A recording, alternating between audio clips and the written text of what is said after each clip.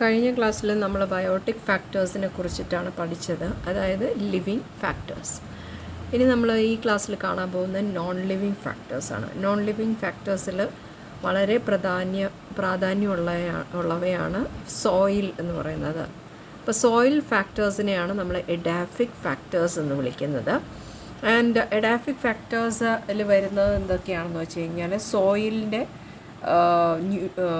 എന്താ പറയുക, കമ്പോസിഷൻ, അതിൻ്റെ ടെക്സ്ചർ, ഇങ്ങനെയുള്ള കാര്യങ്ങളെല്ലാമാണ് സോയിൽ അല്ലെങ്കിൽ എഡാഫോളജി അല്ലെങ്കിൽ എഡാഫിക് ഫാക്ടറുമായിട്ട് ബന്ധപ്പെട്ട് വരുന്നത്.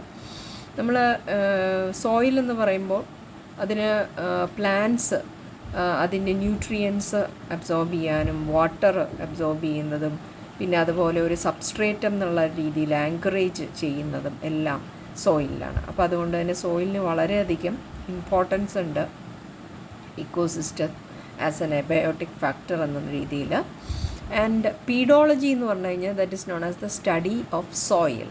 ആൻഡ് എഡാഫോളജി എന്ന് പറഞ്ഞാൽ സോയിൽ സയൻസ്. സോയിൽ സയൻസ് എന്ന് പറഞ്ഞു കഴിഞ്ഞാൽ സോയിലുമായിട്ട് ബന്ധപ്പെട്ട എല്ലാ കാര്യങ്ങളും പഠിക്കുന്നതിനെയാണ് സോയിൽ സയൻസ് എന്ന് പറയുന്നത്. അപ്പോൾ സോയിൽ എന്ന് പറയുമ്പോൾ പലതരത്തിലുള്ള സോയിലുണ്ട്. അതായത് കൊയേഴ്സായിട്ടുള്ള മെറ്റീരിയലായിട്ടുള്ളതുണ്ട്. ഇപ്പോൾ നമ്മൾ ചരൽ, ചെളി, അങ്ങനെയുള്ള കാര്യങ്ങൾ, അങ്ങനെ മണ്ണ്, അങ്ങനെ അതിൻ്റെ ടെക്സ്ചറിൽ വ്യത്യാസമുണ്ട്. ആ ടെക്സ്ചറിൽ വ്യത്യാസം അനുസരിച്ച് നമ്മൾ പേരും മാറും, അതിൻ്റെ ക്വാളിറ്റീസ് ഒക്കെ മാറും സോയിലിൻ്റെ. അപ്പം അതിനെക്കുറിച്ചൊക്കെയുള്ള പഠനത്തെയാണ് നമ്മൾ സോയിൽ സയൻസ് എന്ന് വിളിക്കുന്നത്. ഇനി അടുത്തത് ഫോർമേഷൻ ഓഫ് സോയിലാണ്. സോയിൽ ഉണ്ടാകുന്നത് നമുക്കറിയാം വെതറിങ് കൊണ്ടിട്ടാണ്. മെയിൻ പ്രോസസ്സ് എന്ന് പറഞ്ഞു കഴിഞ്ഞാൽ വെതറിങ് ഓഫ് റോക്സ്, അതായത് പാറകൾ പൊടിഞ്ഞാണ് മണ്ണ് എന്ന് പറയുന്നത് ഉണ്ടാകുന്നത്. അത് 3 തരത്തിൽ നമുക്ക് ഡിവൈഡ് ചെയ്യാം: physical weathering, chemical weathering and biological weathering എന്ന് പറഞ്ഞാൽ. അതിൽ ഫിസിക്കൽ വെതറിങ് എന്ന് പറഞ്ഞു കഴിഞ്ഞാൽ ഇറ്റ് ഇസ് എ മെക്കാനിക്കൽ പ്രോസസ്സാണ്, മെക്കാനിക്കൽ വെതറിങ് ആണ്. അതായത് പാറകളിൽ മെക്കാനിക്കലായിട്ടുള്ള പ്രോസസ്സ് വഴി, അതായത് മഴയോ അല്ലെങ്കിൽ എന്താ പറയുക, ഈ കടലിൻ്റെയൊക്കെ അരികത്താണെങ്കിൽ വേവ്സിൻ്റെ ആക്ഷൻ കൊണ്ട്, വിൻഡിൻ്റെ ആക്ഷൻ കൊണ്ട്, പിന്നെ എർത്ത് ക്വേക്ക് കൊണ്ട്, ഇങ്ങനെ അതുപോലെ freezing and expansion of water inside the crevices of the rocks. അപ്പം ഇങ്ങനെയുള്ള കാര്യങ്ങൾ കൊണ്ടുണ്ടാകുന്ന ഫിസിക്കലായിട്ടുള്ള പ്രോസസ്സ് കൊണ്ട് നടക്കുന്ന വെതറിങ്ങിനെയാണ് നമ്മൾ ഫിസിക്കൽ വെതറിങ് എന്ന് പറയുന്നത്. ഈ അടുത്തത് കെമിക്കൽ വെതറിങ് ആണ്. കെമിക്കൽ വെതറിങ് എന്ന് പറയുമ്പം കെമിക്കൽ വെതറിങ് 4 തരത്തിൽ നമുക്ക് ഡിവൈഡ് ചെയ്യാം. They are hydration, oxidation reduction, carbonation and solution. അപ്പോൾ അതിൽ ഹൈഡ്രേഷൻ എന്ന് പറഞ്ഞു കഴിഞ്ഞാൽ ഹെമറ്റൈറ്റ്, അതായത് പാറകളിൽ അടങ്ങിയിരിക്കുന്ന ഹെമറ്റൈറ്റ് എന്ന് പറയുന്ന FeO3 എന്ന് പറയുന്ന കണ്ടൻറ്റ്, അത് വെള്ളമായിട്ട് റിയാക്ട് ചെയ്യുമ്പോൾ ലെമണൈറ്റായിട്ട് മാറുന്നു. അത് Fe2O3 3H2O ആയി മാറുന്നു. അത് ഇതിൽ ഹെമറ്റൈറ്റ് നേക്കാളും സോളിബിളാണ് ലെമനൈറ്റ്. അത് limonite are more soluble than the hematite. അപ്പോൾ അതുകൊണ്ട് തന്നെ പെട്ടെന്ന് തന്നെ അത് സ്വെല്ല് ചെയ്യാനും റോക്ക് ബ്രേക്ക് ആവാനും ഡിസ്റപ്റ്റ് ആവാനും അതുവഴി സോയിൽ ഫോർമേഷൻ ഉണ്ടാവാനും ചാൻസ് ഉണ്ട്. അടുത്തത് ഓക്സിഡേഷൻ റിഡക്ഷൻ റിയാക്ഷനാണ്. അതായത് ഫെറസ് ആയിട്ട് മാറുന്ന അവസ്ഥയാണ് നമ്മൾ ഓക്സിഡേഷൻ റിഡക്ഷൻ എന്ന് പറയുന്നത്. അപ്പോൾ ഇതിൽ Fe2+ എന്ന് പറയുന്നത് മോർ സോളിബിളാണ്. അപ്പോൾ പാറകളിൽ അടങ്ങിയിരിക്കുന്ന ഈ ഫെറസിൻ്റെ കണ്ടൻറ്റ് അത് ഫെറിക്കായിട്ട് മാറുകയും അതുവഴി കൂടുതൽ സോളിബിൾ ആവുകയും പാറ പൊടിയാനായിട്ട് കാരണമാവുകയും ചെയ്യും. അടുത്ത കാർബണേഷൻ എന്ന് പറയുമ്പം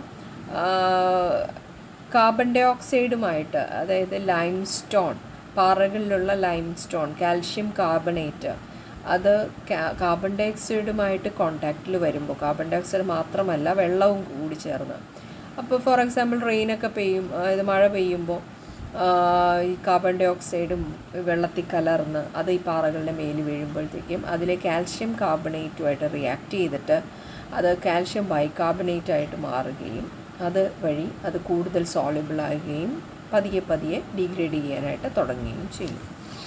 അപ്പോൾ അതാണ് കാർബണേഷൻ. അടുത്ത സൊല്യൂഷൻ എന്ന് പറയുമ്പോൾ പാറകളിൽ കുറേ സോൾട്ടുകൾ അടങ്ങിയിട്ടുണ്ട്. മിനറൽ സോൾട്ട്, അതായത് സോഡിയം, പൊട്ടാസ്യം, മഗ്നീഷ്യം, കാൽഷ്യം, ഇവയുടെയൊക്കെ എന്താ പറയുക, സൾഫേറ്റ്സ് ആൻഡ് ക്ലോറൈഡ്സ് ആയിട്ട് നമുക്ക് കാണാനായിട്ട് സാധിക്കും പാറകളിൽ. അപ്പോൾ ഈ തരത്തിലുള്ള സോൾട്ടുകൾ പെട്ടെന്ന് വെള്ളത്തിൽ ലയിക്കുന്നവയാണ്. അങ്ങനെ ലയിച്ച് അത് വാട്ടറുമായിട്ട് കലർന്ന് ആ ഭാഗം ഡിസൻറ്റഗ്രേറ്റ് ചെയ്യുമ്പോഴത്തേക്കും പാറകൾക്ക് ബലമില്ലാതാവുകയും അതുവഴി പാറകൾ പൊടിയാനായിട്ട് കാരണമാവുകയും ചെയ്യും. അപ്പോൾ അതാണ് കെമിക്കൽ വെതറിങ്ങിനെ കുറിച്ച് നമുക്ക് പഠിക്കാനുള്ളത്. ഇനി ബയോളജിക്കൽ വെതറിംഗ് ആണ്. ബയോളജിക്കൽ വെതറിംഗ് എന്ന് പറഞ്ഞു കഴിഞ്ഞാൽ അത് ഓർഗാനിസം മൂലമുണ്ടാകുന്ന, അതായത് ലിവിങ് ഓർഗാനിസത്തിൻ്റെ റിയാക്ഷൻ അല്ലെങ്കിൽ അതിൻ്റെ ഇടപെടൽ വഴി ഉണ്ടാകുന്ന എല്ലാ വെതറിങ്ങിനെയാണ് നമ്മൾ ബയോളജിക്കൽ വെതറിങ് എന്ന് പറയുന്നത്. അത് ചിലപ്പോൾ ഈ പാറകളുടെ മുകളിലൊക്കെയുള്ള ലൈക്കൻസ് അത് വാട്ടറിനെ കൂടുതൽ അബ്സോർബ് ചെയ്യുകയും അതുവഴി ഹൈഡ്രോളിസിസും ഹൈഡ്രേഷനും കാർബണേഷൻ ഒക്കെ റോക്സിൻ്റെ ഉണ്ടാവാനായിട്ട് കാരണമാവുകയും ചെയ്യും.